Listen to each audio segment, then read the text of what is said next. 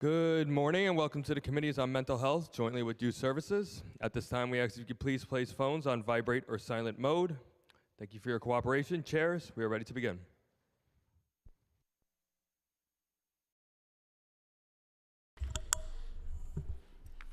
Good morning. I'm Councilmember Althea Stevens, Chair of New York City Council Committee on Youth Services. I'm joined by Councilmember Lee, Chair of Mental Health and Disabilities and Addiction Committee.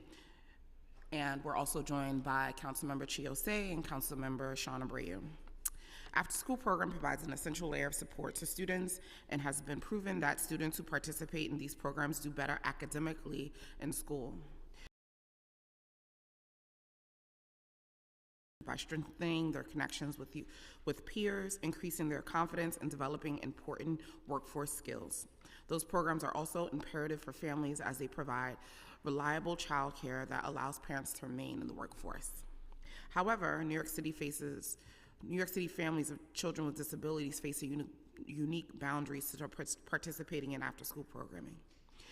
Parents struggle to identify local programming dedicated to supports for their children, difficulties ensuring that the program has appropriate trained staff, complicated securing transportation to and from after-school programs. We must erase the burdens on parents by strengthening and expanding after-school program for students with disabilities. And I believe one way to do is improving city programming by giving after-school program providers the tools they need to do their jobs effectively. As a former after-school program provider, I speak to this direct engagement, education, and discipline students who require personalized attention and dedicated services. In conversations with DYCD contracted after-school providers, staff said central challenges to serving students with disabilities are skilled staff and poor communication between DOE and DYCD. Providers are struggling to identify higher trained paraprofessionals to serve those students, even though DOE has a pool of paraprofessionals and substitute paraprofessionals. Additionally, because providers are denied access to students with IEPs, which contains critical information about their mandated accommodations, parents must proactively share the child's IEPs or voice the necessary modifications to ensure children's needs are met. The onus of accommodating a student's needs should not lie with the parent, but DOE and DYCD. My goal for today's hearing is to facilitate and encourage greater collaboration between those agencies to ensure after-school program providers have the resources they need to meet the needs of students with disabilities. I would like to thank committee staff for their hard work in preparing for this hearing.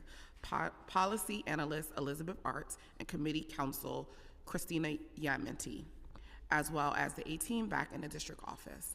And now I would like to also acknowledge Councilmember Riley, and I would like to now pass it off to Councilmember Lee, who will have opening statements. Good morning. Thank you, Chair Stevens. Good morning, everyone. My name is Linda Lee, Chair of the Mental Health, Disabilities, and Addictions Committee, and I'd like to begin by thanking my colleague, Chair Althea Stevens of the Committee on Youth Services, and everyone else for joining us today for this important hearing on after-school program support for youth with disabilities. And I think we all know the value of after-school activities, and out-of-school, also known as OST programming, cannot be overstated. We know that OST programs positively, impact educational outcomes and have been shown to increase social and emotional learning for students with disabilities. And in my first year of grad school, I interned at a Beacon program, so I know personally how important these programs are and how much they add value to the students as well as the families that they serve. But we also recognize the barriers that providers face when trying to accommodate students with disabilities into after-school programs, and this is something that Councilmember Stevens and I know all too well, coming from the social services sector prior to our roles here. It is a heartbreaking conversation to tell families that despite wanting to help, they just don't have the level of training, supports, and resources to adequately care for some of these students safely. No family and no provider should have to face this decision, and it is imperative that the city agencies communicate with each other so that these students and their families receive the proper support so that they can participate equally and effectively in the city's after-school programs. I look forward to learning more about the process and ways that the committee and council can best support the agencies that work with this population to improve access for students with disabilities to these vital after-school programs. And I will say I understand how siloed and complicated the systems can be in both the city versus the state, and what we can do as a city versus the state, and that funding is always going to be a challenge. But even with that, I'm excited to have this hearing today specifically to talk about ways, even despite those barriers, that we can find ways to improve and provide better services for our students. So I want to thank representatives from the Mayor's Office of People with Disabilities, the Department of Youth and Community Development, and Department of Education, along with other interested stakeholders and members of the public, including advocates, volunteers, and any individuals with lived experience who have taken the time to join us today. We look forward to hearing from you. And finally, I would like to thank the Mental Health Disabilities and Addiction Committee staff who worked to prepare this hearing. Legislative Counsel Sarah Sucher, sitting right next to me, Senior Legislative Policy Analyst Christy Dwyer, Alicia Miranda, Financial Analyst, and I will now turn it back over to my colleague, Chair Stevens. I would like to acknowledge Councilmember Alexa Vilas, who just joined us, and I will turn it over to committee staff to swear in. We will now hear testimony from the administration. Before we begin, I will administer the affirmation. Panelists, please raise your right hand. Do you affirm to tell the truth, the whole truth, and nothing but the truth before this committee, and to respond honestly to council member questions? Thank you. You may begin when ready.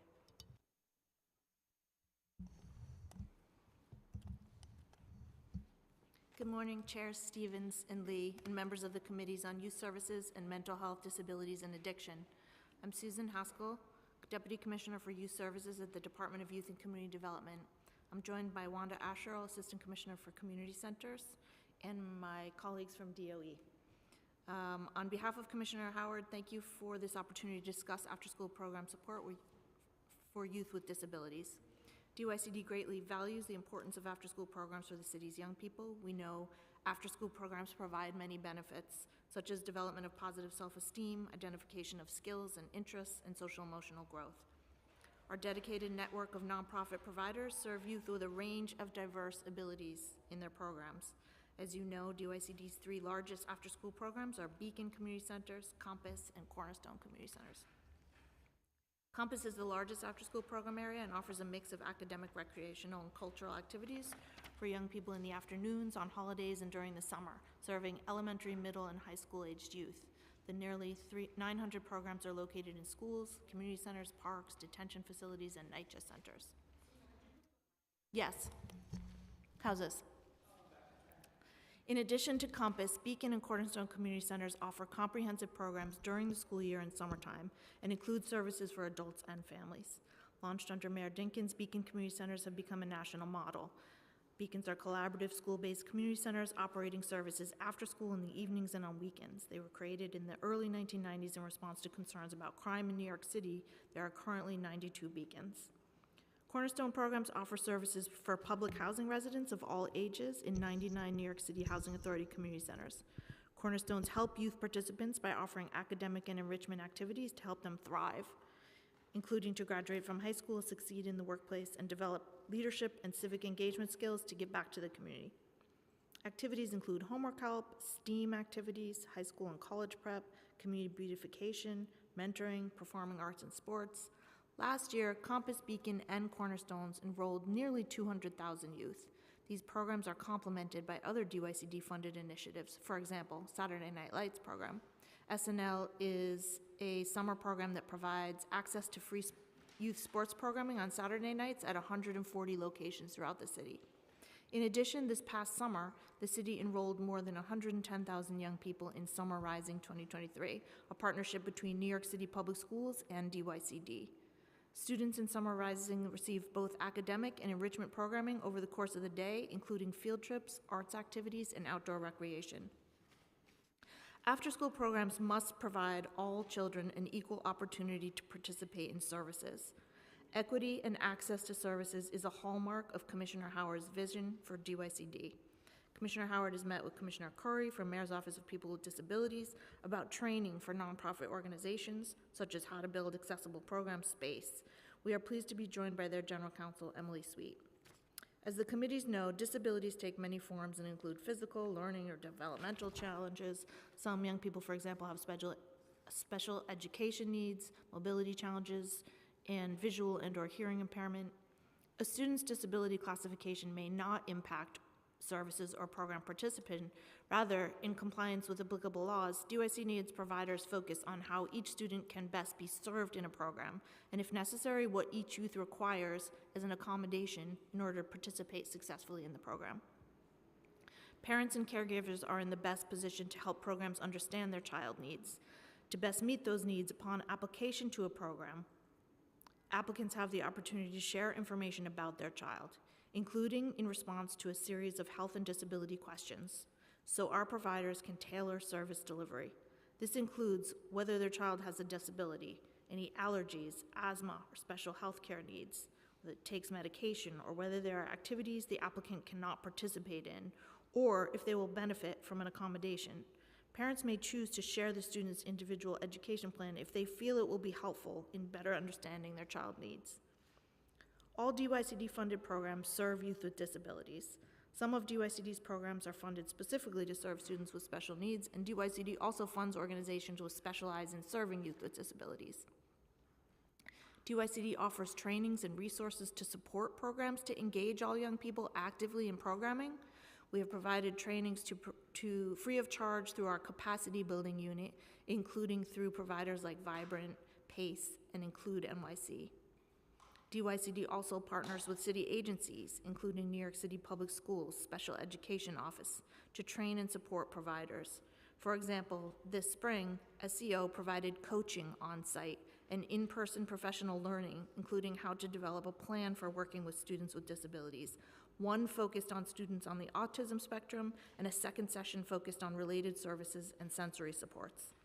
New York City Public Schools has a range of webinars available to CBO staff, including Introduction to Verbal Behavior, Executive Function, Creating Safe Spaces, and Strategies that Support Attention. New York City Public Schools Office of School Health also supports DYCD-funded programs, assisting to facilitate the 504 process, where a student may be entitled to additional support in Compass school-based programs. DYCD created a disability resource guide to help CBO staff, youth, and families access support in a range of areas from education and housing, mental health, and professional development. As noted earlier, Summer Rising is a partnership between NYCPS and DYCD that enrolled more than 110,000 participants this past summer in a model that provides both academic and enrichment activities guided by teachers and CBO staff. Summer Rising offered new opportunities to expand summer services for students with disability, including students with extended school year services and in District 75. Roughly 30,000 students with disabilities enrolled in Summer Rising this year, including students with autism spectrum disorder and ESY and D75 students who participated in CBO-led enrichment activities. DYCD and New York City Public Schools, including through a partner organization, Change Impact, offered a range of live and self-paced workshops to support CBO line staff and leadership to better understand and accommodate special needs, such as understanding disability, introduction to autism spectrum disorder, positive behavior management, behavior and de-escalation strategies, and modifying the environment for all learners. Trainings cover topics such as how to communicate successfully, how to use materials to make activities inclusive, how to establish routines, and how to break down tasks for students and help them organize information. Thank you once again for the opportunity to testify. We are pleased to answer your questions today. Thank you. So I'm actually going to start with DOE. I have some questions for you.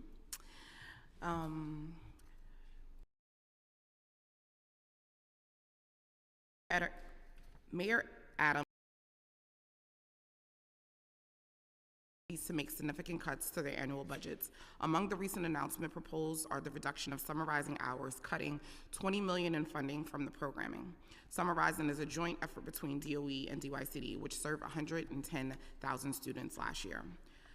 How are the agencies planning to address the upcoming challenges, and do the agency have plans to or resources to place or supplement offset the proposed cuts to Summer Rising? Thank you, Chair. That was a DOE question. Oh, thank you. Always ready. They're in the hot seat right now. Thank you, Chair Stevens. My name is Jay Liu, so I'm the Director of Strategic Partnerships in the Office of Support and Wellness team with New York Public Schools. I don't want to misspeak, so I would actually have to look into this and get back to you on it.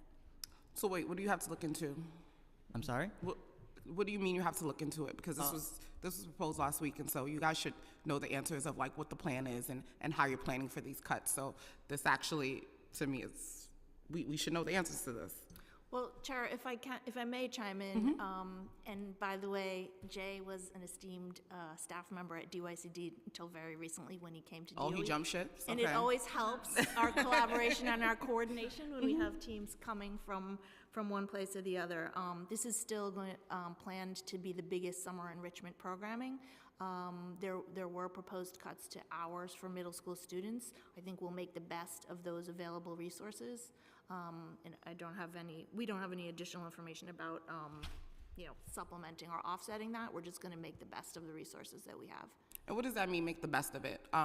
Because, I think, and even talking to providers for the last 2 summers, are we thinking about looking at possibly going back into a model that we were pre-COVID, where it was a more focus with providers and not so much of this collaboration with DOE, because I know that was a big part of the budget. I think that, when it first started out, it made a lot of sense because young people hadn't been in school for about a year, but now us being back into the rhythm of things, are we looking to go more towards where providers were handling summer and having less DOE intervention? I think the final model will look similar to years past and also incorporate some changes. And we are still working out the details and processing the changes to the budget that have just recently been announced. But we will be, again, maximizing the resources and the experience, to your point, for young people. Yeah, because I'm really concerned about, especially with the cutting of middle school students. I think, when you think about years ago when it was a big thing around like we needed to have after school program for all middle school students, and then we're looking at a time where we have the juvenile justice centers at 95% capacity, those are the young people we should be reaching. And so how are we making sure that the programs that we have are serving the kids that need to be served, right? And understanding that we are in budget constraints. So I'm very concerned with that and thinking about how do we ensure that these young people aren't lost in the shuffle, right? Especially because we know with summer rising, a lot of middle school students weren't interested in that. And then because of the model in which SYEP is set up and they're only getting a stipend, a lot of young people haven't been signing up for that. And then we have our juvenile justice systems filling up at that same time. And so I think that we need to have a much more clear, concrete plan of what the summer looks like, specifically for middle school students, especially during this time. So I know these announcements were just made, but these are not new announcements around we were gonna have to tighten our budget. So we really need to make sure that in the next couple of weeks we have an actual plan that we can be rolling out, because as you guys know, planning for summer starts in January. So time is ticking. We definitely need to make sure we have a plan moving forward. And this is another DOE question. According to providers, DOE says that agencies cannot share a student's IEP with DYCD after school providers unless a parent or guardian voluntarily consents to it. Providers explain that without access to IEPs, they are denied critical information on how to accommodate the students with disabilities. Does DOE inform parents or guardians that they must voluntarily consent to DOE and DYCD explore creating a space on DYCD after-school application where parents or guardians can share the child's IEP information?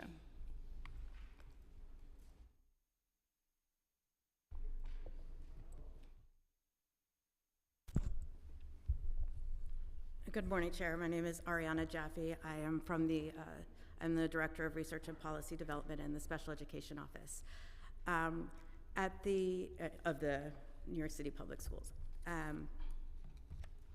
There were a number of questions in there. At the outset, we are not permitted by law to share students' individualized education programs with outside agencies or external partners. Both health privacy and educational privacy prevent us from doing so without the parents' consent.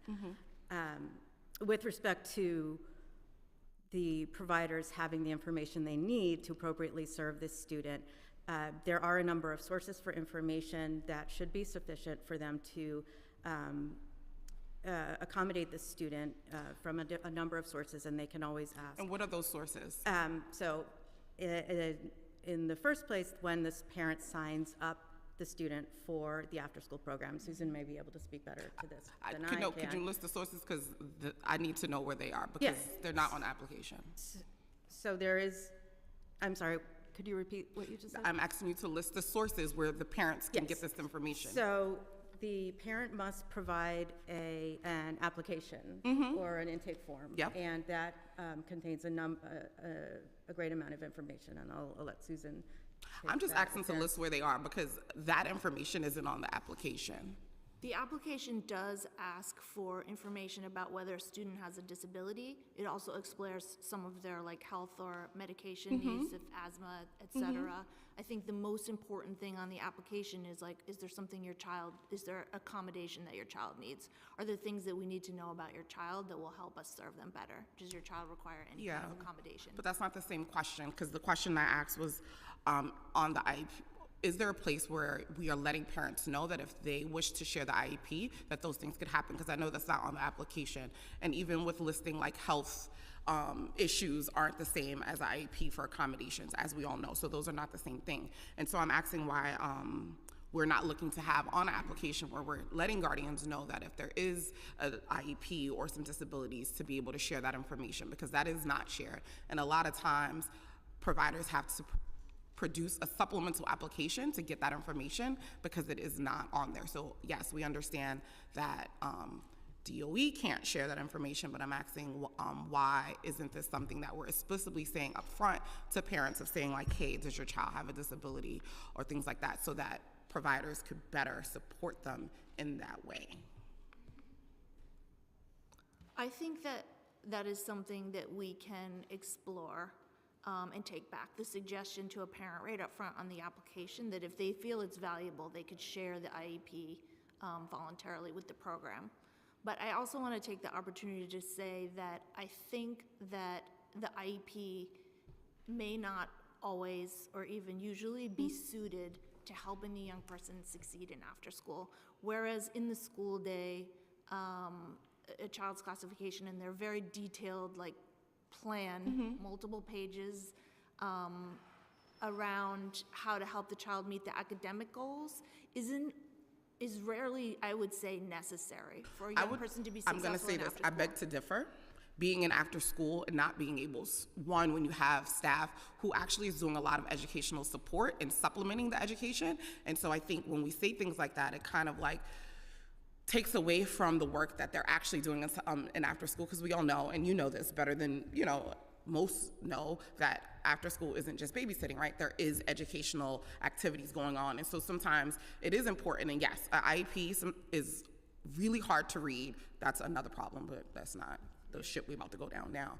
But it is hard to read, but I do think that there are sometimes things on there that is important for a provider to know, right? And have a better understanding. And so yes, the IEP, I think that we need to figure out what that looks like, whether that's just sharing it or having a conversation, but those things are critical. And I think that it's important as folks who are doing an education supplement should be aware of what those disabilities are and how they can actually support, because we know a lot of times they're doing supplemental reading work with these young people. They're doing all these other things, and really should be supplementing what they're learning in the day. And a lot of times, especially school-based, they're sometimes working with the teachers in those things. And so I think that to say that it isn't necessarily necessary, I think it's one, we should probably get IEPs at a place where normal people can read them as part of the problem, because even parents struggle with reading them, but also thinking about how are we then extracting the information that would be helpful to the after schools for them to be able to get access to it. Next question, local law 76/2023, sponsored by me, requires the Department of DOE to ensure an annual report on District 75 after-school programs which provide critical support to students with behavioral and challenges, including autism spectrum disorders and other sensory impaired disabilities. The report was due August 30th, 2023. As of last week, the DOE informed us that the report was done but needed to internal sign off. Is there an update on the timeline for when the council will receive this report? Unfortunately, I'm not familiar with this report, but thank you for your question. But I'll follow up with the Office of Intergovernmental Affairs and get back to you shortly. That's disheartening. It doesn't feel like they sent you to be here prepared, so that's really disheartening. But yes, please get back to us as soon as possible about when we would get the report. I think that, you know, it's about to be December. It's 2 months, and to say that it's done and just hasn't been signed off to me sounds, you know, inappropriate. Like, how long does it take for a report to get signed off on so that we can get? It's 2 months overdue. So to me, that's really unacceptable. I think you wanted to jump in into something, right? Okay.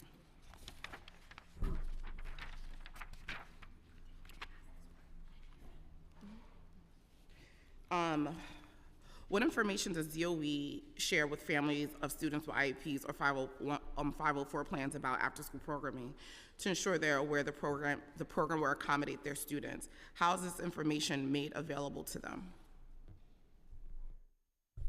Thank you for your question, Chair Stevens. So our after-school programs serve all students, and we're working together with DYCD to provide additional guidance for school and CBO leaders to ensure that families are aware of their options for support and principals understand the process for requesting paraprofessionals and nursing services for students during an after-school program or other extracurricular activities, consistent with the student's IEP or Section 504 plan.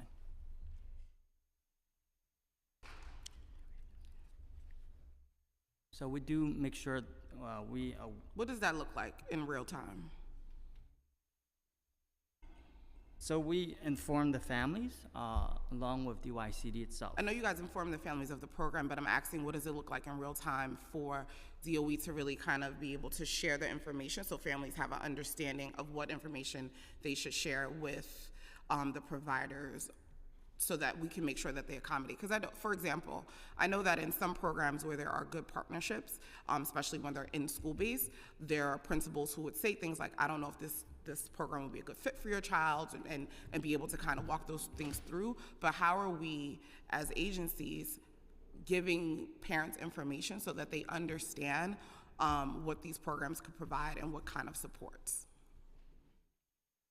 One thing I would like to say there is when we are marketing after school, whether we're doing it at the DYCD level, speaking with community groups, or at the local level, sometimes between schools and CBOs, marketing directly to students through parent coordinators, or at the community-based level, reaching out to local schools and we are marketing to all students. And students with disabilities are everywhere. They're in our programs, and they're marketing after school generally, we're marketing to all students. I think there could be a suggestion about how we can continue to do even more targeted marketing.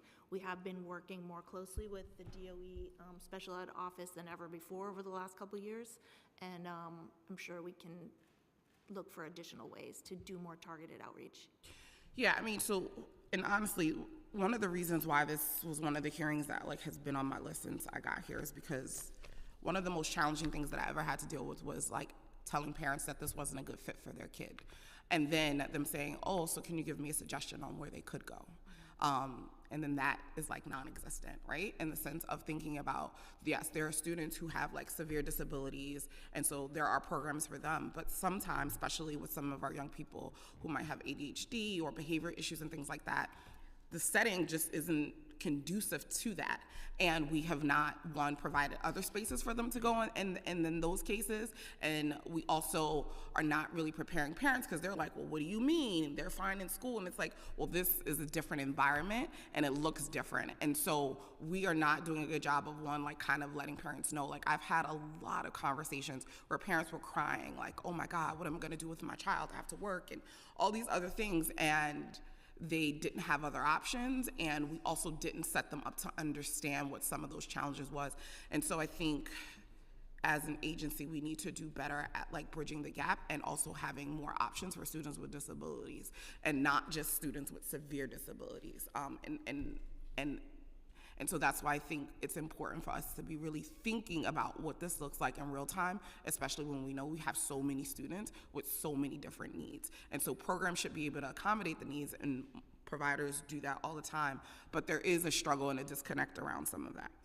Yeah, Chair Stevens, I think that you make a very good point about that there being programs, that there are some special programs for students with some severe disabilities, and then there's a lot of students, obviously students with IEPs fall on a great continuum. And also one of the goals of these extracurricular activities is to be as inclusive as possible and to provide the support that students need in order to participate fully.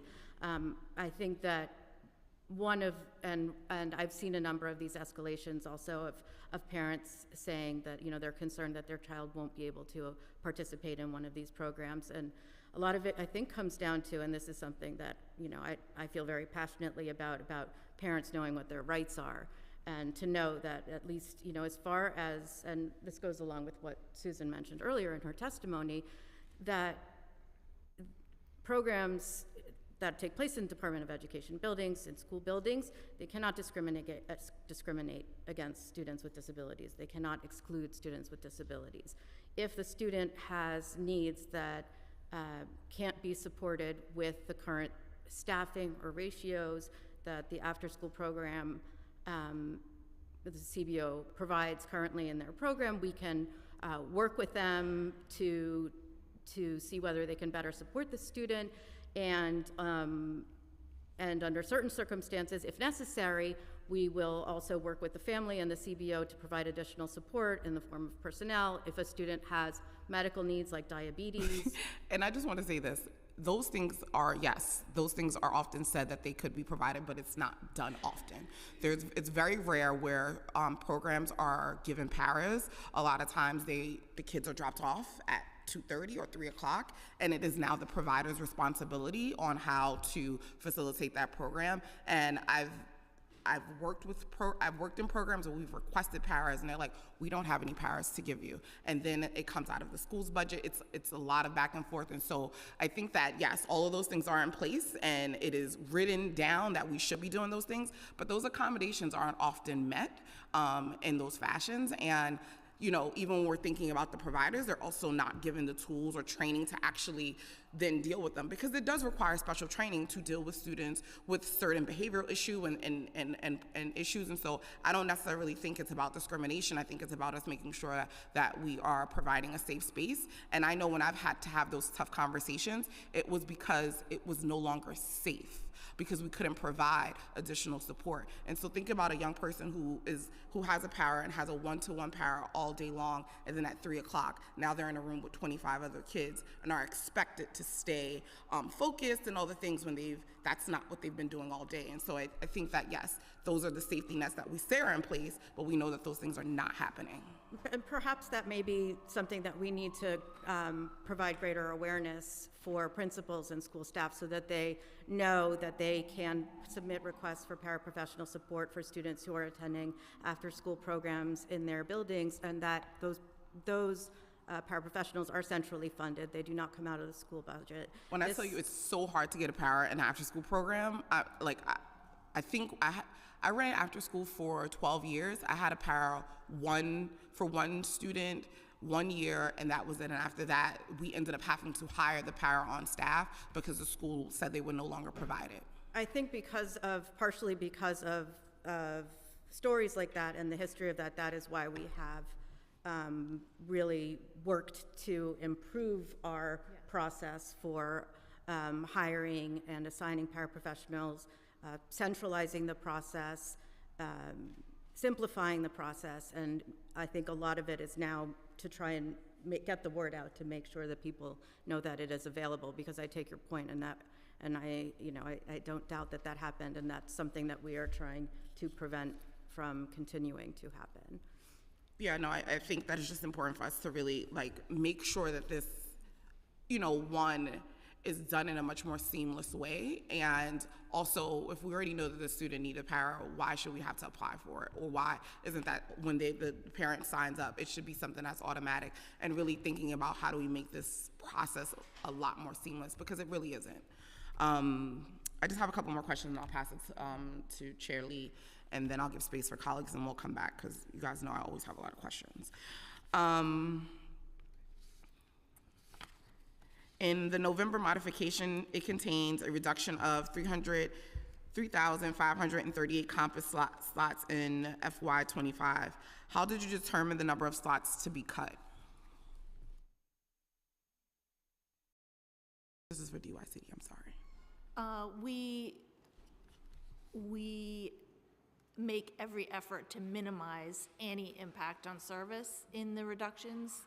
Again, I think I mentioned we're still working out exactly how these reductions will be implemented, but we will do our best to minimize program impact. For example, if there are seats that are unallocated, we would look to that funding first. If there are underutilized seats, we will look to those program areas first. There may be some programs who, acknowledge they're funded for more seats than they need in that specific location. We're going to do our best to minimize impact on service delivery. Yeah, because, I think even when we're thinking about under enrollment, that gets really tricky, especially because we haven't had RFP in so long, and thinking about, it reminds me of last year when we were talking a lot about like 3K and right sizing, and it's thinking like we clearly have a childcare shortage, and like I mentioned earlier, our juvenile justices are filling up, and so really thinking about, does these cuts, how is this going to continue to impact the city in this way? And I think that it's important, and obviously I'm sure you guys don't take it lightly, but I think that it's really crucial for us to really think about this, and also think about a lot of the other mitigating factors that we know are contributing to some of these programs that have low enrollment. I had a hearing last month about DOH and not being able to clear staff fast enough. Like I said, we haven't had an RFP in a number of years, so we haven't been able to kind of move slots around in the way that we necessarily need it. So I think even saying low enrollment, it becomes really tricky, because we know that there's all these other mitigating factors that's contributing to low enrollment, and not just students aren't interested or these things. And so I'm definitely gonna be keeping a watchful eye on this, because I'm really concerned about what this looks like and how this is really gonna impact young people and families across the city. What is the rate for reimbursement for DYCD contracted campus providers who serve students with disabilities?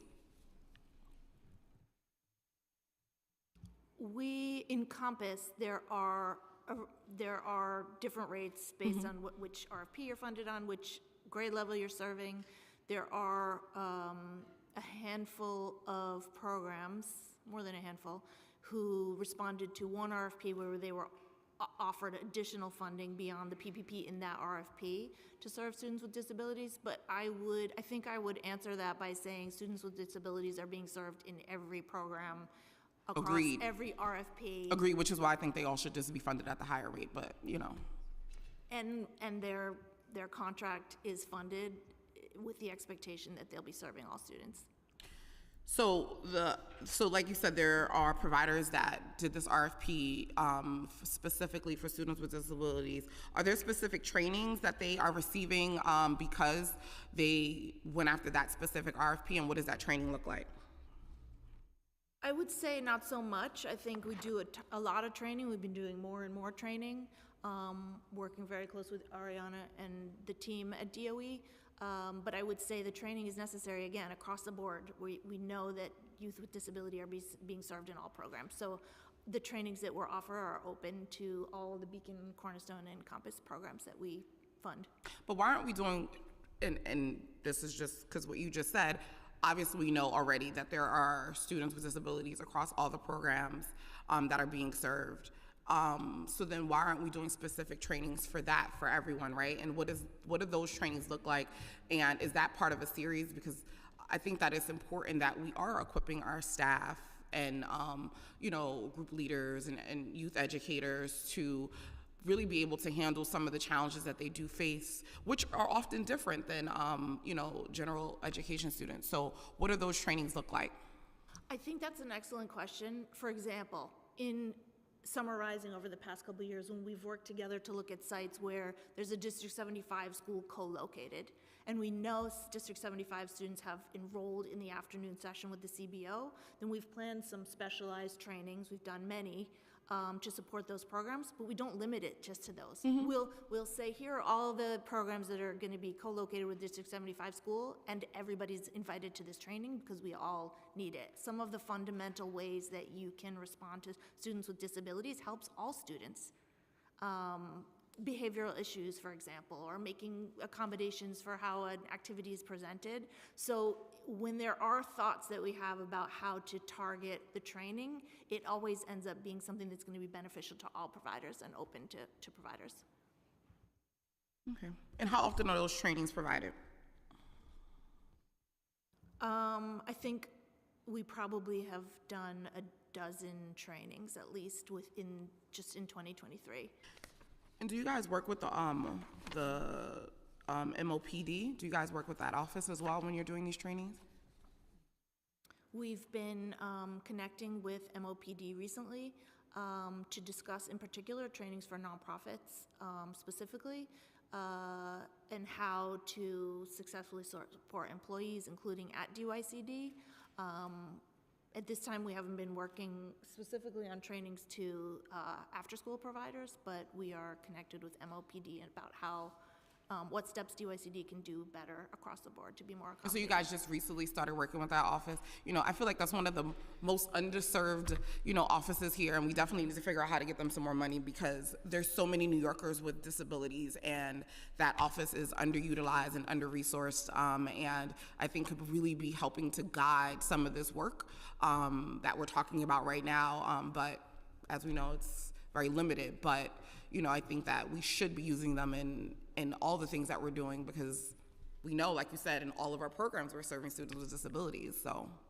Totally agree. I know Commissioner Howard has been committed to that, and they've been working on, issues to support a 5-year plan of strengthening our work to support young people and families with disabilities. Yeah, it's really surprising that that those offices are just working now. It just drives me crazy that we have all these agencies that don't work together, and it's like if we were just working better together, all our lives would just be so much easier. I'm going to hand it over to Chair Lee right now for some questions, and I will be back in a little bit. Thank you, Chair Stevens. I just actually wanted to go back to a question that Chair Stevens had asked earlier about why not put the question about the IEPs right up front on the application so parents know that it is an option. And again, I do think that, as Chair Stevens mentioned, the question of whether those applications are well understood or comprehended by a lot of the parents is a separate issue. But is there an incentive? And I'm not asking this to sound whatever suspicious, make it sound whatever, but I'm just very curious, like, what is the incentive for not asking that question on the application? Is it because it will sort of open up a Pandora's box, because once you ask that question, it triggers something else, like then you need to follow up and have resources and then follow up with what would be the reason not to ask that question? I think this is something that we can revisit and discuss, but the goal of the program is to be as inclusive as possible.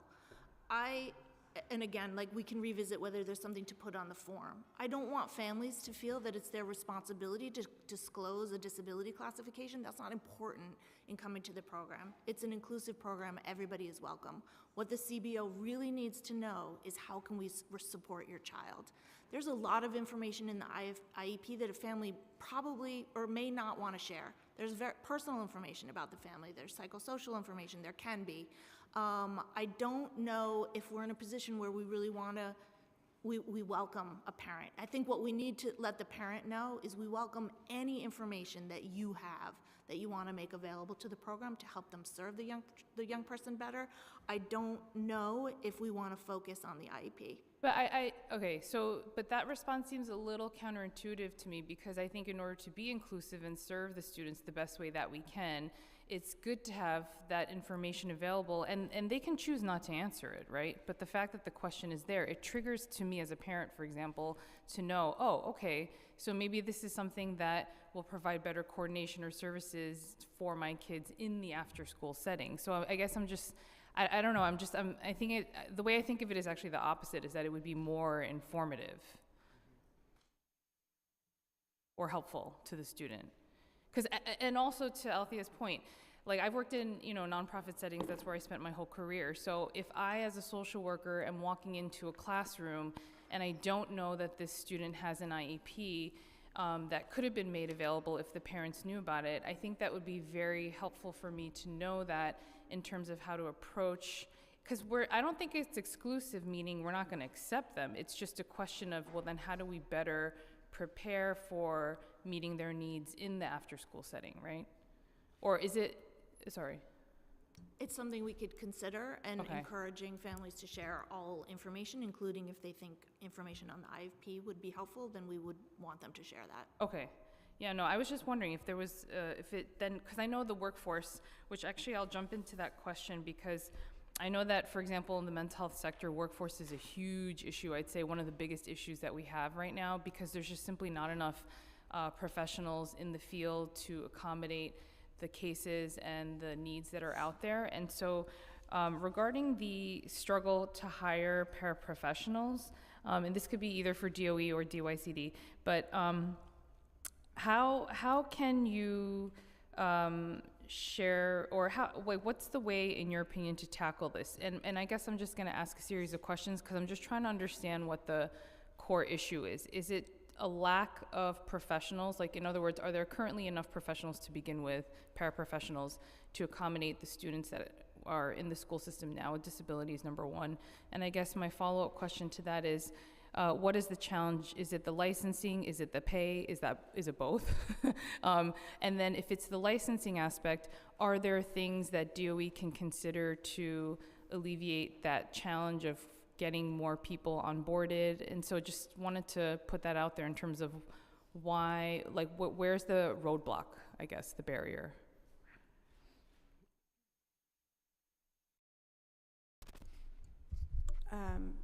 I am not aware of a shortage of paraprofessionals able to serve students in after-school programs.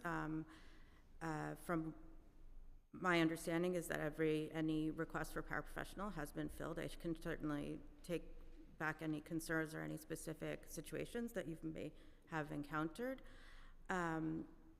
As far as hiring trained staff for the DYCD programs, I'll have to defer to Susan, but as we mentioned before, we do provide training and support for all, both new and existing staff, in helping to support students with disabilities. And they are, and staff can take advantage of these programs, these training programs, even when they aren't being held in person. We have asynchronous trainings, webinars that they can take advantage of as well. Okay, and then I'm assuming that, and the process is relatively smooth. So for example, if there is a DYCD after-school program, they need a para. If they reach out to you all, then that's something that, that they would be able to send over if requested, right? Okay. Okay, so I'm going to transition a little bit to our favorite topic, which I know has been in past hearings about the school buses. So there's about nearly 100,000 students with disabilities who ride city-run school buses every day. And it was reported that more than a dozen New York City families of students with disabilities filed a federal lawsuit against DOE for failing to provide them with reliable bus service. And we know that bus delays for students result in absenteeism, lost hours in the classroom, and after-school activities. So can you talk a little bit about the reason and the cost for these delays in terms of the bus services? We can't speak to specific instances on behalf of OPT. However, I can say that our mission in the DOE is to ensure that students arrive to school safely and on time and ready to learn. And it's unacceptable when that doesn't happen, and they strive to ensure that it happens as little as possible, if at all.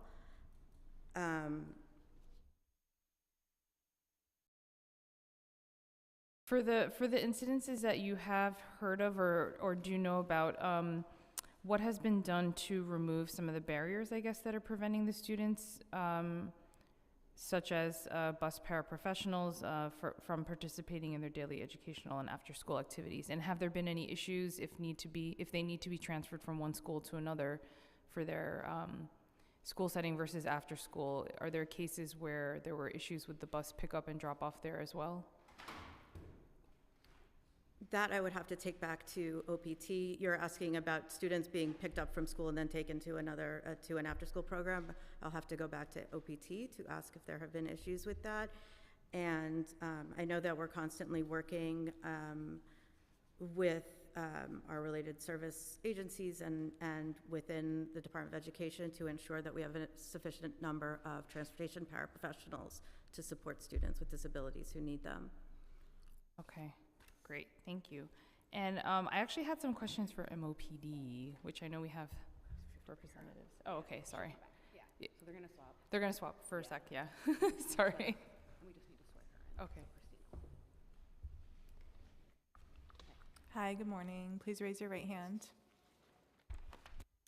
Do you affirm to tell the truth, the whole truth, and nothing but the truth before this committee and to respond honestly to council member questions? Thank you. Hello, thanks for joining us, Emily. And I just want to echo what Chair Stevens was saying, which is something I've brought up in the past disabilities hearings, which is that we know your agency is severely underfunded, and I think it went up from 800-something thousand to about 2.3 or 5 million, which is good, but still not enough. So, given the challenges of the funding of your agency, it's something where I'd like to hear more from you on the challenges of the trainings or what we can do to better try to advocate for those trainings, because the way I see it in my head, and correct me if I'm wrong, is that MOPD, you guys are the experts when it comes to a lot of the disabilities issues in the city. And so, given that it's a challenge, how do we better sort of streamline this process of perhaps you all overseeing the trainings and even having like a train the trainer type model, right? Where if you guys do the trainings for some of the DYCD, DOE staff to better serve the students, then what would you need, I guess, is my question. I'm kind of going off script a little bit, but what would you need in order to have a better process to be able to train, and this goes also for DYCD and DOE, right? Like how would you see that relationship better working, or, what is it that you would need from MOPD in terms of guidance? Do you want to speak to this, or, okay. You're looking at both of us, but Yeah. no, I'll just say that our agencies have, as Susan testified, have recently started discussing this and exploring how MOPD can best support DYCD in this process and also coordinate with DOE. So these are all things that we're exploring, so I don't think that we really have any specifics to speak to right now, but we can report back at some point. Okay. Not that you have to go into detail, but what are some of the types of programmings that you're thinking about, or trainings, I guess, to improve how the after-school programs can serve the students better? I really don't have any specifics on that. I know that Susan did testify as to making program space accessible. It was one thing that did come up, but we're certainly open to exploring, how we can support DYCD in any way. Okay, great. Okay, so can you elaborate? I know that there are legal protections that youth with disabilities are provided under federal, state, and local laws. So can you elaborate on the legal protections when it comes to participating in after-school programs and extracurricular activities? So I think it's pretty well outlined in the committee report, which I just took a quick look at. But basically, as was stated in the committee report, federal, state, and local laws protect youth with disabilities from discrimination based on their disability, on a record of disability, or even appearing to have a disability. And the laws also require reasonable accommodations, which we've been talking a lot about, to be made to enable a youth with a disability to participate, if that can be provided without posing an undue hardship on the provider. And in what you've seen so far through some of the programming and your feedback that maybe you've been hearing from students or parents, what are some common barriers to accommodating students under these federal laws in academic and non-academic settings? So I can't speak specifically to that today. Okay. Yeah. Would you be able to get a response back to us? With if we followed up with you, can you get a response back? Absolutely. Okay. Yes. So this is, I sort of jumped ahead because my first question was actually the next one that is, but let me dig in a little deeper. So I think you answered the first part of the question, which is currently, it seems like you guys are just starting to talk with DYCD and DOE for conducting any sort of trainings. Is that something you have been doing or not yet? So we have conducted, there was a training for DYCD senior staff, but nothing to my knowledge specifically for providers or, right. Okay.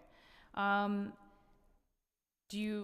hoping that this is something that can be included in part of your discussions, because I know that, especially the provider, on the provider CBO side, they may not have as much training as needed. And so if that can somehow be incorporated into that plan, I think that would be great for us to be able to see that. Sure, we'll definitely take a look at that. Okay. Do you have a list of providers that serve students with disabilities that you can share with DYCD?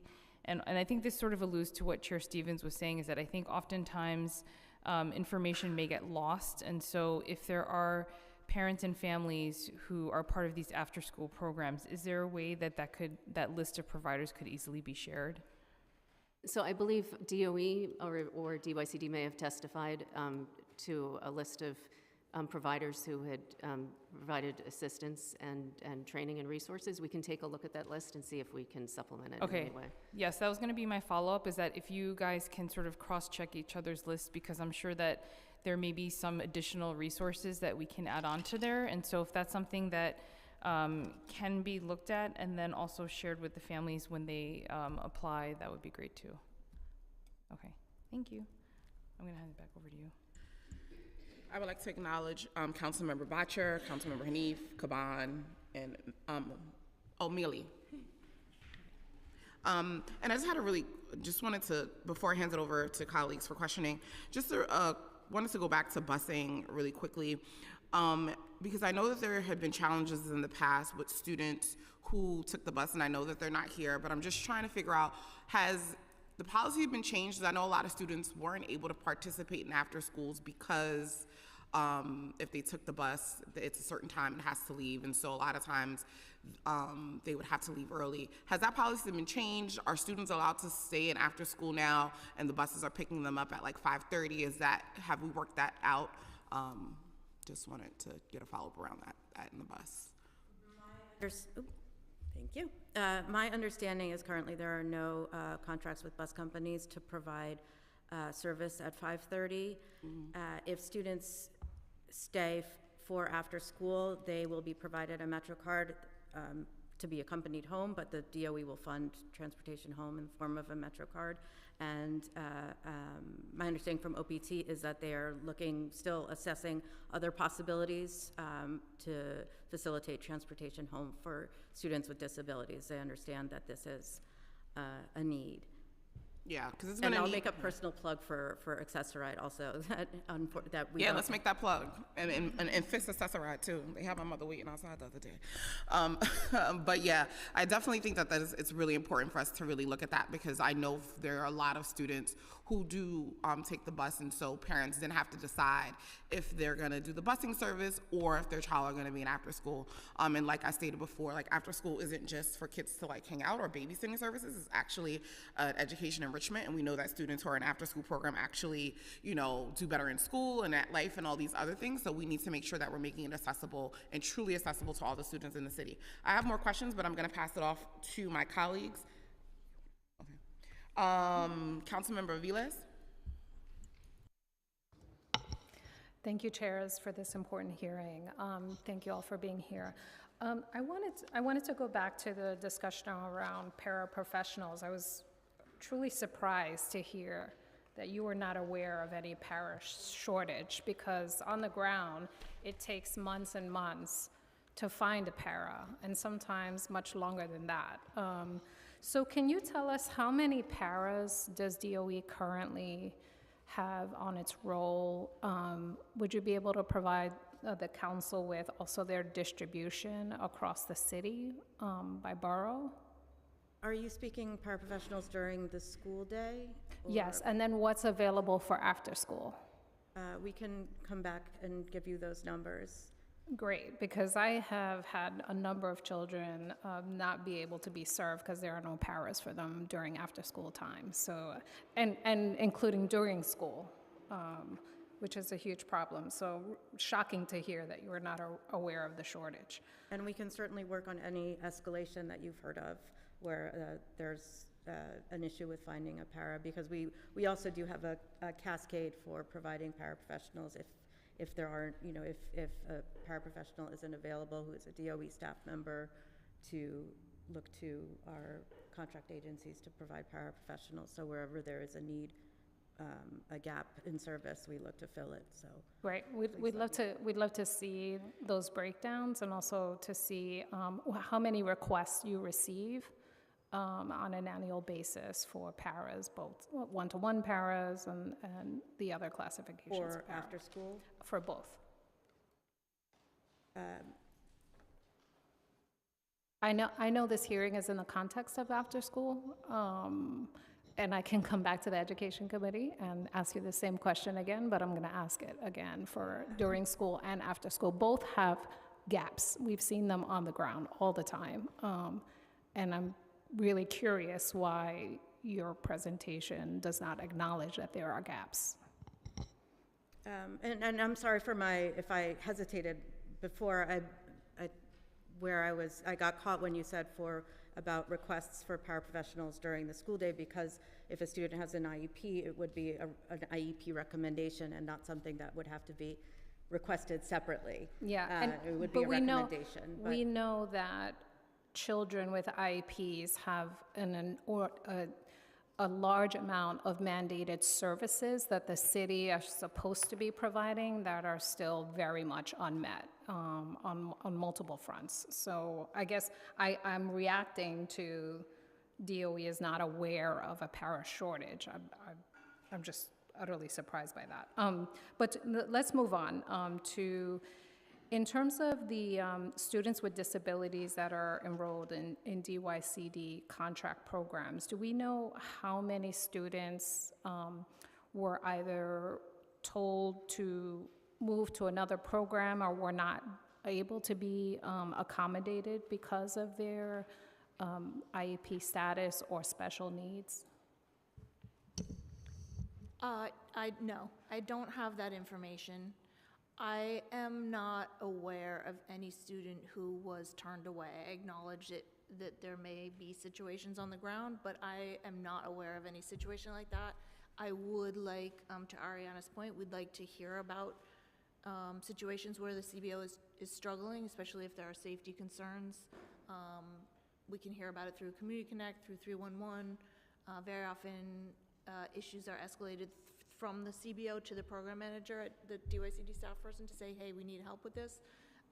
Or someone can reach out to the DYCD ADA coordinator. We are going to continue to make every effort in those instances to find accommodations to make sure that young person can be successful. I appreciate that. I've seen on the ground parents be turned away because the program couldn't reasonably accommodate, but never offered an option or offered an option in the Bronx or somewhere that parents couldn't get to with no bus service and all kind of other things. So I'd love to maybe follow up around that.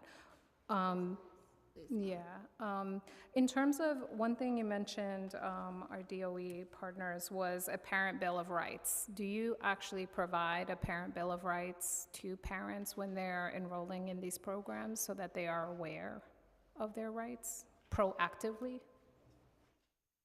That's a question for after school, right? I guess our DOE colleague noted the importance of parents understanding their rights. So I was wondering if that is something that is provided with the package of information. For either you, I guess DYCD, I've seen the packets many times. I've never seen a parent bill of rights anywhere to be found. I think, through the application process, we want to get from parents, like where their child's needs are, where their accommodations are. I think that there was a good point lifted up earlier about marketing, making sure we're doing more targeted marketing to students with disabilities, and maybe also we need to do more targeted notification about the opportunities people do have to reach out for support. Or just their rights.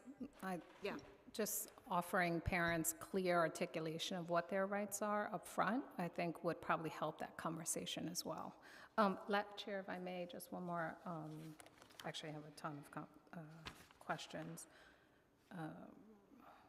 In terms of the training that's provided, can you give us a clearer sense of what are the mandated trainings? How often do they occur? So essentially, what I see is perhaps one senior staff member at a site has received the training, and all the other youth workers are very untrained, wonderful people, and trying to do the best they can, but really don't have the tools that they need in order to really successfully engage with children with special needs. So can you tell me how the training goes, and then if it's mandated, and does everybody get trained, and how does the program DYCD follow up to ensure that folks are receiving the supports?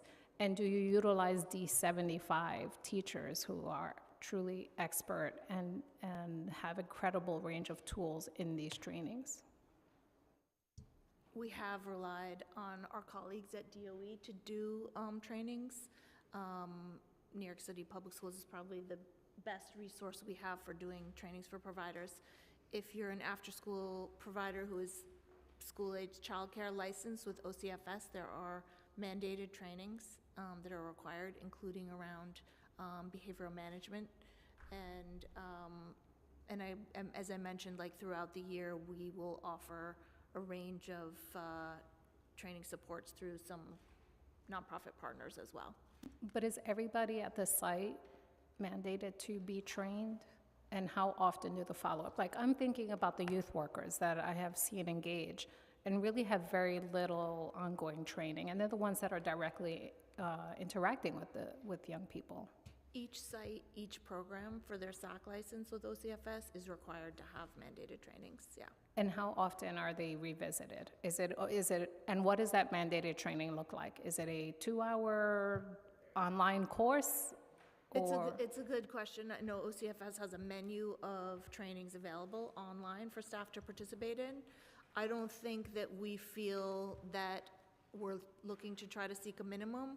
We feel responsible to provide ongoing trainings for CBOs to support them in their own efforts to train staff, with DYCD like pulling centralized trainings together just to help facilitate that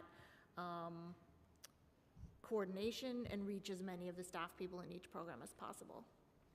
So is it justice by zip code? I don't understand like what that means.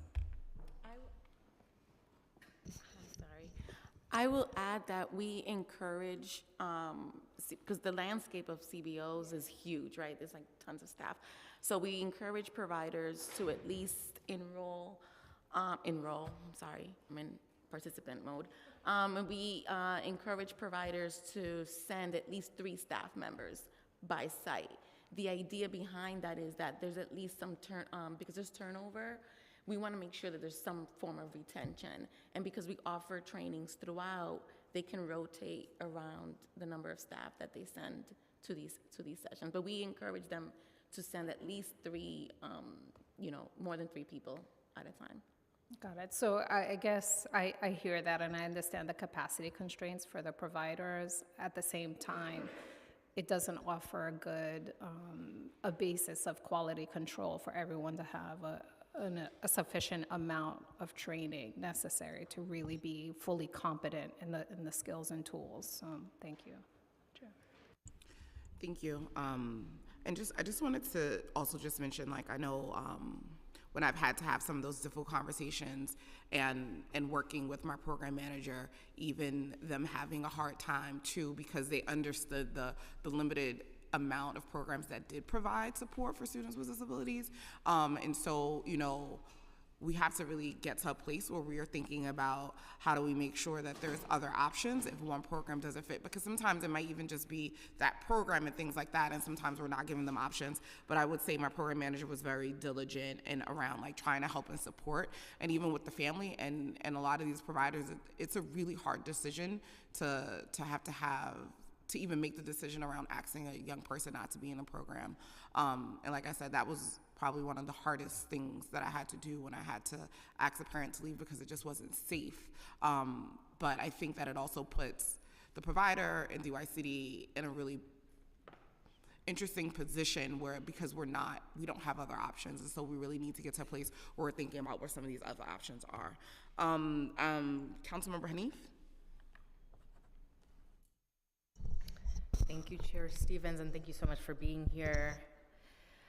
I want to understand, going back to one of Chair Stevens' earlier questions from the DOE about the annual report on the D75 after-school programs. Are you able to share findings at least?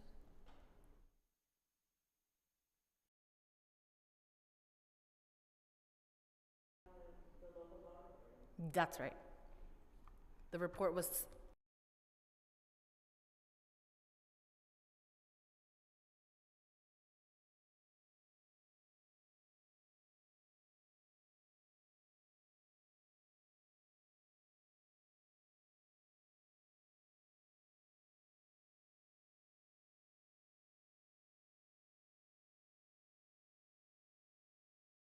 Sorry. I will have to go back to, as Jay said, I have to go back to the Intergovernmental Affairs team and find out what the status is. And we are going to be getting the report to you as quickly as possible. Got it. And then who would be sort of like available to speak to the council on those findings? Because it doesn't seem like you are. Is that true? That's correct. Okay. That's correct. And I was not personally involved with the report. I know that it was vetted and signed off on by a number of high-level DOE staff members, including Superintendent Louison. But I will get the information for you about who would be the best person to speak to the contents. That would be great. I'd really like to push on making sure that that report is released before the end of this year, and that findings are shared with us as urgently as possible. And if you can put us in touch with the point person at the DOE, that would be really helpful to us. This is really critical, and a number of us supported that legislation to ensure that we better understand our learning from the lessons of D75 schools and can better prepare as we move forward. I wanted to highlight an elementary school in my district, the Brooklyn New School, which has an active disability awareness club. It encompasses students with disabilities across the spectrum of physical, invisible, ADHD to developmental, and it includes their friends. And I had the honor of recently sitting with them and even more surprised to witness the teacher who facilitates the club, Christelle Kubart, who is the school's speech language teacher, and she's also on her own accord a disability activist. And the school at BNS has been, the club at BNS has been advocating for an elevator. That's why I had come in. They wanted to pitch that project. So I'm trying to, I'd like to understand, you know, as much as we talk about after-school programs being inclusive, can you share any updates on just our work for schools to be much more accessible by students? And what you can share about the progress of ensuring that our schools are physically made to be able to be welcoming from the front of the gates to inside the halls and classrooms. I can certainly bring that back to our building accessibility team, who is constantly working to improve the accessibility of both existing and new DOE buildings. And I can get back to you about that building specifically. That is and also if you can give me the name, I'll get the details from you. I'm happy to share, and I'll for find sure. it. I just wanted to make a broader point that the work to make sure that our after-school programming is accessible also should include the conversation of our school buildings being accessible.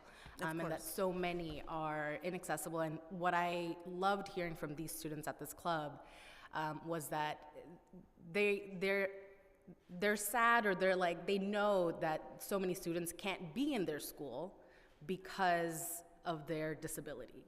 And to know that these students so compassionately are thinking about those who are not even in their classroom was really touching, but I think it really speaks to the work that needs to be done by our city to ensure that from after-school programming to the physical buildings and the urban planning of our schools must change to make sure that students feel that they belong. And that we are doing everything in our power as leaders and school administrators to ensure that that future is possible. And a final question, are you able to share just highlights from like an agency perspective, an interagency perspective on schools that are models for students with disabilities? And I know PS15 in Red Hook was highlighted earlier this year as sort of piloting something that is new and unique, but would love to learn from you, sort of where are you all learning about how to make our schools top-notch and the best for students with disabilities, and which schools represent those needs? Thank you. I think that's a great question, and I want to get back to you with some specific examples, but I certainly know that New York City Public Schools and DYCD saw some really beautiful examples, in particular in the past couple of summers, of students working together on activities. After school is a great environment. It's summer enrichment, and after school is a great place for inclusivity. You know, you can have people of varying levels, varying groups, varying ages, coming together to work on an activity, everybody contributing, you know, from their own personal skills. So we've seen some great activities, and I'd love to get back to you with some specific examples. I'd appreciate that. Thank you so much. Thank you. Thank you. Look who's back. Councilmember Chiose. I've been here all along. Yeah. Good morning. I have a staffer whose parents used to work in special education, and a question that was raised when I was getting briefed for this hearing is, how is DYCD helping parents and guardians whose primary language is not English, and how are they helping parents and guardians navigate through getting some of these services? Thank you for that question. That's a great question. We have, for a parent who's exploring services and discovered DYCD, for example, they can access that platform in multiple languages. We also use the support of the language line through Community Connect, so some people can call 1-900-246-4646, get access to translation supports in many languages, including emerging languages here in New York City, and use that as a tool for a CBO staff trying to help support a parent to translate, let's say, with a parent in that example. I would just like to also plug in that a lot of CBOs hire and should be hiring locally from the community, and a lot of times it reflects the community. So they, more often than not, kind of speak the languages. And so even I know for a fact a lot of the group leaders and youth leaders often speak multiple languages, and they often have sessions for parents to do the applications. So I just wanted to plug that in as well. Thank you.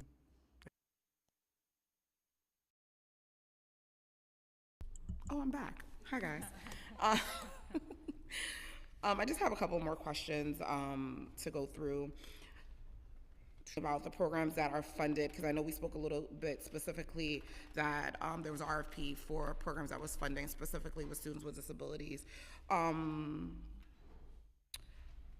Where is that located at? Because it's apparently not on the DYCD website. So how do parents make the distinction between those programs and programs that, you know, are for general education?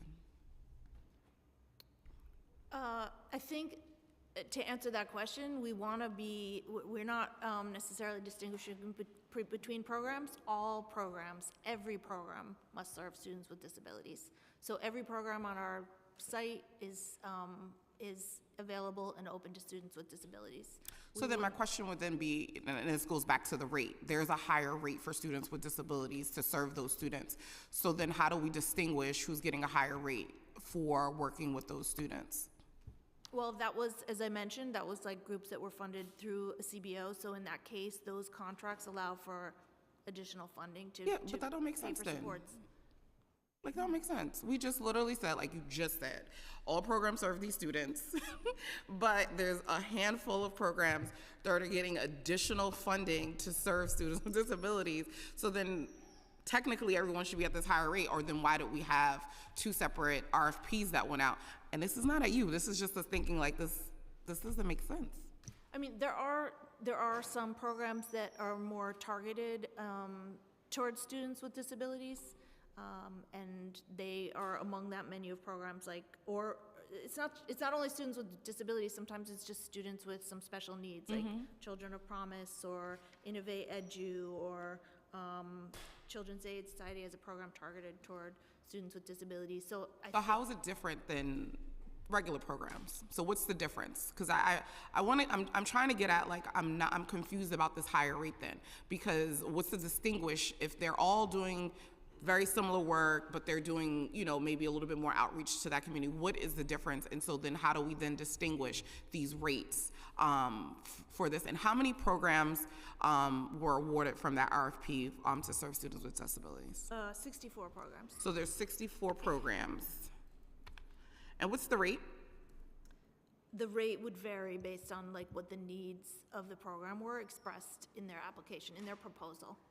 So varying rates. So it varies on, oh, I didn't even know that one. I thought it was one. Okay, well, so in the regular RFP, there was no varying rates for, like, you couldn't say, like, I'm going to serve 20% of students with disabilities to get this rate, or it was just two separate RFPs.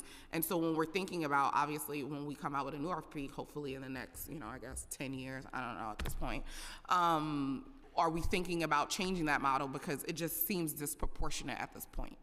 I definitely think we're going to welcome input on how to structure models to ensure accessibility across the board. I definitely know that DYCD looks forward to getting input, including from our agency partners, about how to structure services and contracts. Because even thinking about, like, when you're looking at, like, school buildings, and if you're getting a school contract, if we know that, you know, 65% of the students in the school building have an IEP, why wouldn't we think about giving a percentage, making sure that we designate a percentage of those slots to students, so that, you know, we can at least try to even out, you know, this rate differences and things like that. So definitely look forward to giving a lot of input and feedback for the RFP when it comes out, because I think that we do need to get to a place where there's equity amongst how are we making sure we're serving these young people, and even when we're thinking about trainings of what does that look like, and how do we make sure, like you said, all programs have it, so then how are we making sure that everyone's equipped to be able to serve these young people? I know before you mentioned that DYCD does advertisement to everyone, and it's really inclusive, but how do we, for those 64 programs, how do we pretty much advertise those accommodations, and how do we reach out to those parents? How does that advertisement distinguish amongst amongst the other programs, like from the other programs? I think that's a fair question. Like I said, we have, CBOs will do their own targeted outreach and marketing campaigns. And if you're working with a specialized population, your marketing is probably more targeted and specialized. DYCD really does generalized marketing about after school, so we don't have a specialized approach. That's something we could consider. And so just to go back to your 64, how is this broken down amongst boroughs? I can get you the detail on that. Yeah, because I think that's going to be really important, because even thinking about the, distinction among boroughs and which ones have higher IEPs, how are we making sure that, that there's options available across the city and not concentrated in a few places throughout the city? So I definitely would look forward to getting that breakdown amongst the boroughs. How many students with IEPs or 504s are currently enrolled in DYCD after-school programming? And does DYCD persistently have a mechanism to track those students? No, we don't have that information at DYCD. So we don't even track that information around like how many students we're serving with IEPs or 504s, and so that's not even tracked? No, I think sometimes when we have a partnership program, for example, Summer Rising, I was able to share in my testimony early, 30,000 of the, more than 110,000 of young people who enrolled were students with an IEP, because DOE has, data that can provide that level of detail. Yeah, I think, DOE is still our partners, and even not in Summer Rising, they should still be sharing that information, because I think it also is important for DYCD to have this information so that when they're providing trainings and all those things, they can also be helping providers in that way. So I think that we should not just share information when we are doing collaborative program, but they should be sharing this information consistently with DYCD. How does DOE include after-school program providers on their IEP teams? We've heard that this practice is mostly independent on the school and the school's principals. And so, we know we have these IEP teams. How are we including them? I know specifically in some of the programs that I've worked in, some of my directors were on the IEP team and will meet with the principal regularly and have these conversations, because the principal felt like it was important for them to be a part of this education team for these students. But this is really dependent upon the principal and that relationship. How are we, I haven't said it in a long time, forcing collaboration? Because I think that, in some places it works really well, in some places it does not. And so how are we trying to figure out to have more forced collaboration so that these young people can get the support that they need? Yeah, I think that to the extent that an after-school provider can provide information that is useful and relevant to the development of the student's IEP, which is, in place during the academic school day, then they can certainly be invited. Whoever is the case manager for their IEP team, and, if the parent thinks that that person can provide useful information, they can join as an optional member for the IEP team. One, I think we should not look at the school day ending at 2:30. The school day ends when that child is picked up with their parent, whether that's at 2:30 or 5:30 or 6 or wherever that is. And I think that when we start seeing it in that way, the collaboration would be seemed a lot more seamlessly, because the after-school program does provide support for these students, and I think that we need to get to a place where we're not seeing it as separate entities. Like, we see it as separate entities, but parents and students don't see it that way. And so especially when it's in the school building and it's the after-school, and most directors, or most of the directors, are there all day from 9 to 5 in the school building, and they're a part of the school. And so we need to think about what does it look like to really make sure that, again, forced collaboration is happening in a way that we are best serving our students. How is DYCD made aware that a student enrolled in an after-school program has a disability that requires behavioral or physical accommodations?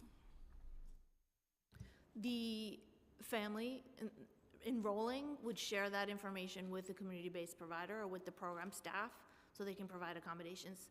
Sometimes that doesn't happen at the point of application. There are a lot of reasons parents don't want to share information up front. Like they don't want their kid not to be accepted. Sure, I think it's much better for everybody involved if that information is shared up front, so we don't have to have safety challenges as you described before we make every effort to provide a safe environment, a successful environment for that young person. And I think it's even something that Councilmember Savilas was saying earlier, that it's important that, you know, with the when they spoke about, you know, parents knowing their rights and things like that, I think having parents know their rights up front and having an understanding of that sharing this information doesn't exclude them from the program, because I think a lot of times parents don't include the information because they're like, oh, they're not going to be allowed to come and blah, blah, blah, blah. But realizing that if providers were able to get this information up front, it'll be a lot easier for them to actually accommodate and then work with the school, whether they need a power or things like that. And so thinking about how are we educating our parents a little bit better about the services that they can get and required. And I think, again, if we have like directors on like these IEP teams and things like that, that's a point of entry where they could be having those conversations and, like, you know, at the point of enrollment, going over those things. So I think there's definitely